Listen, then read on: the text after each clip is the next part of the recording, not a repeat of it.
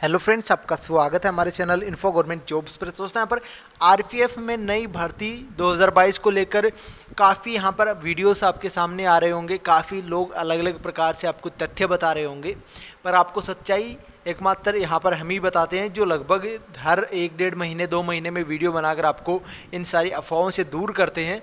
जो अब की बार जो अपडेट है वो भी आपको जानना ज़रूरी है। रेलवे के अंदर कांस्टेबल और एसआई पदों की जो भर्ती की तैयारी कर रहे छात्र हैं उनके लिए बड़ी खबर है। 9000 पदों पर भर्ती होगी। क्या सच में इसमें आयु की छूट होगी? योग्यता क्या रहेगी? नोटिफिकेशन कब आएगा? ये सभी सवाल हैं इन छात्रों के मन में हैं, क्योंकि आप लोगों को गुमराह किया जा रहा है। पिछले 2-3 सालों से किया जा रहा है। जब से आपका कोविड से पहले, जब पीयूष गोयल जो पुराने मंत्री थे रेलवे के, उन्होंने आपकी जो राज्यसभा में बोला था कि 9000 पदों पर हम भर्ती करेंगे, जिसमें आपके 9500 के समथिंग पदों पर, जिसमें 50% पद है वो महिलाओं के रहेंगे और बाकी के यहाँ पर मेल कैंडिडेट के रहेंगे। और इसके अलावा जो कुछ लोग आपको ये भी बता रहे होंगे कि 18,000 पदों पर भर्ती होगी, वो वैकेंसी है वो आपकी 2018 से पहले जो वैकेंसी आई थी उससे पहले की अखबार की कटिंग है जो आपको लोग दिखा रहे हैं। और जो लोग आपको बता रहे हैं कि 10,000 पदों पर भर्ती आएगी, वो लोग खुद का न्यूज़पेपर बना के खुद ही टाइपिंग करके आपको दिखा रहे हैं। फिलहाल रेलवे ने कोविड के, जब यहाँ पर पीयूष गोयल जी ने आपकी अनाउंसमेंट की थी, उसके बाद से अभी तक कोई भी आरपीएफ की वैकेंसी को लेकर अनाउंसमेंट नहीं की है। आपको ये चीज़ मैं क्लियरली कर दूँ। अब बात करें कि वैकेंसी आएगी कि नहीं आएगी, वैकेंसी आने के कितने चांसेस हैं, और आएगी तो आयु में छूट, तो वो तो डेफिनेटली आपकी मिलने वाली आयु में छूट, क्योंकि 2018 के बाद से कोई भर्ती नहीं आई है। बात करेंगे योग्यता की, तो 12वीं पास, इसमें आप छात्र फॉर्म भर सकेंगे कांस्टेबल के लिए। और यहाँ पर एसआई की जो वैकेंसी है उसके लिए ग्रेजुएशन कैंडिडेट है वो छात्र फॉर्म भर सकेंगे। नोटिफिकेशन की चर्चा भी करते हैं। चैनल को सब्सक्राइब कीजिए सबसे पहले तो, ताकि आप इन सभी अफवाहों से दूर रहें और आपको जेन्युइन अपडेट है वो हर समय मिलती रहे। तो दोस्तों, आप तो एक तरफ भर्ती की तैयारी कर रहे हो, पर सबसे बड़ी अपडेट यहाँ पर निकल कर आ रही है। आरपीएफ को गृह मंत्रालय के अधीन लाने की तैयारी है वो चल रही है। आरपीएफ जो आपकी रेलवे पुलिस फोर्स है, इसके अंदर जो आपकी प्रोडक्शन फोर्स है, आपकी ये जो गृह मंत्रालय मिनिस्ट्री ऑफ होम अफेयर्स के अंडर आएगी, जैसे कि आपकी सीआईएसएफ, सीआरपीएफ, बीएसएफ वगैरह है, असम राइफल वगैरह जो सेंट्रल गवर्नमेंट के अंडर में आते हैं, दिल्ली पुलिस है, इसी प्रकार आरपीएफ को गृह मंत्रालय के अधीन लाने की तैयारी है वो चल रही है। बात करें अगर पूरी अपडेट की, खर्च कम करने की कोशिश के तहत रेलवे सुरक्षा बल और रेलवे सुरक्षा विशेष बल आरपीएसएफ और आरपीएफ को केंद्रीय गृह मंत्रालय की अधीन लाया जा सकता है। रेलवे में आरपीएफ की भूमिका को लेकर गठित 6 सदस्यीय समिति ने 20 पेज की अपनी रिपोर्ट गृह मंत्रालय को सौंप दी है। अब रेल मंत्री पर निर्भर करता है कि वह क्या फैसला लेते हैं।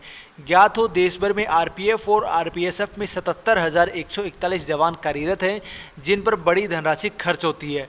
रेल मंत्री अश्विनी वैष्णव ने इन दोनों बलों को रेलवे में भूमिका पर सवाल उठाए थे। इसी के बाद आरपीएफ के महानिदेशक डीजी ने कमेटी गठित की थी, जिसमें एडीजीपी और डीआईजी रैंक के अधिकारी शामिल थे। बता दें कि पूर्व रेल मंत्री पीयूष गोयल के समय भी कमेटी गठित हुई थी, जिसमें आरपीएफ और रेलवे के स्वास्थ्य विभाग पर आने वाले खर्च को विस्तार में जानकारी दी गई थी। उस समय आरपीएफ को गृह मंत्रालय या दूसरे विभाग में समाहित करने का सुझाव दिया गया था। बाद में मामला ठंडे बस्ते में चला गया था। यह बात है यहाँ पर आपकी जो है रेल मंत्री वैष्णव के संज्ञान में आई, तो उन्होंने दोनों बलों की उपयोगिता का आकलन शुरू करा दिया। अफसरों से पूछा कि आरपीएफ को अधिक प्रभावी कैसे बनाया जा सकता है।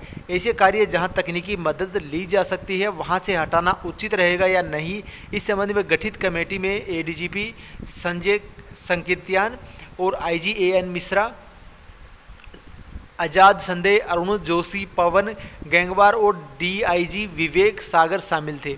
कमेटी ने रिपोर्ट में बताया कि आरपीएफ में 74,719 कर्मचारी हैं, जबकि मौजूदा समय में 66,641 कार्यरत है। तो देख सकते हो वैकेंसी यहाँ पर खाली है।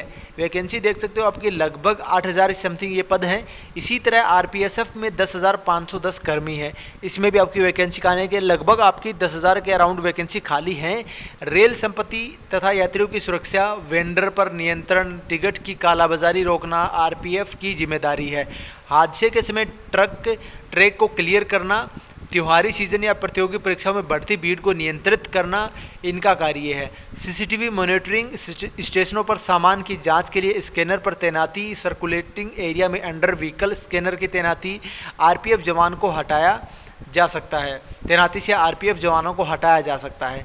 जीआरपी और आरपीएफ की जिम्मेदारी एक जैसी है। रेलवे में राजकीय रेलवे पुलिस, जीआरपी और आरपीएफ दोनों की जिम्मेदारी यात्रियों की हिफाजत करने की है।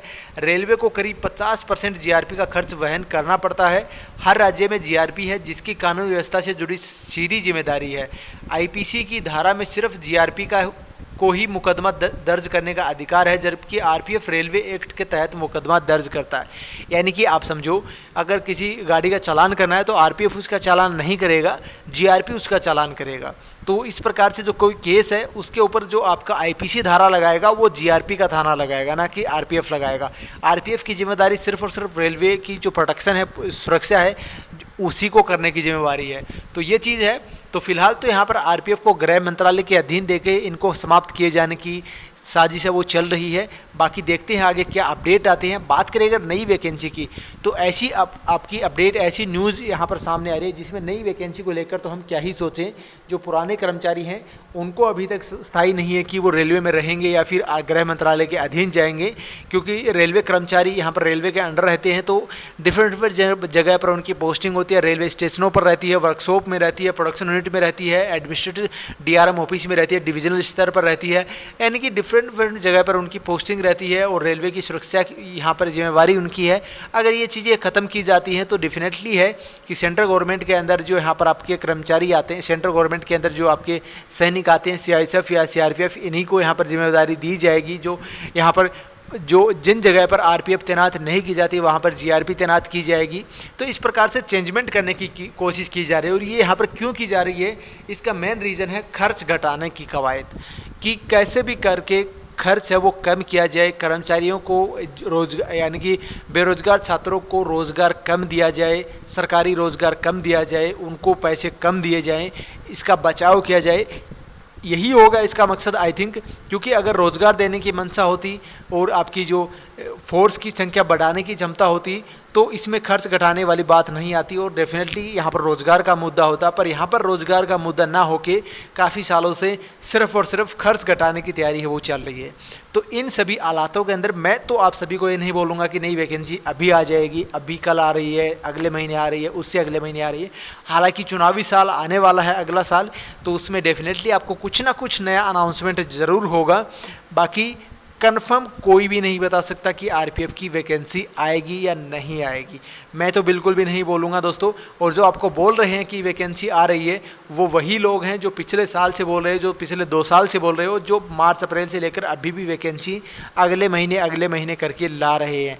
तो इन सभी अफवाहों से बचें और जो और गवर्नमेंट जॉब्स निकली हुई हैं उनकी तैयारी भी करें, क्योंकि समय जैसे जैसे निकल रहा है गवर्नमेंट जॉब की संख्या है वो कम हो रही है। तो इस चीज़ का ध्यान दें और अपने भविष्य को कैसे भी करके संवारें। बाकी अपडेट यहाँ पर आपको दी जाएगी। चैनल को सब्सक्राइब करें, वीडियो को शेयर करें। धन्यवाद। जय हिंद, जय भारत।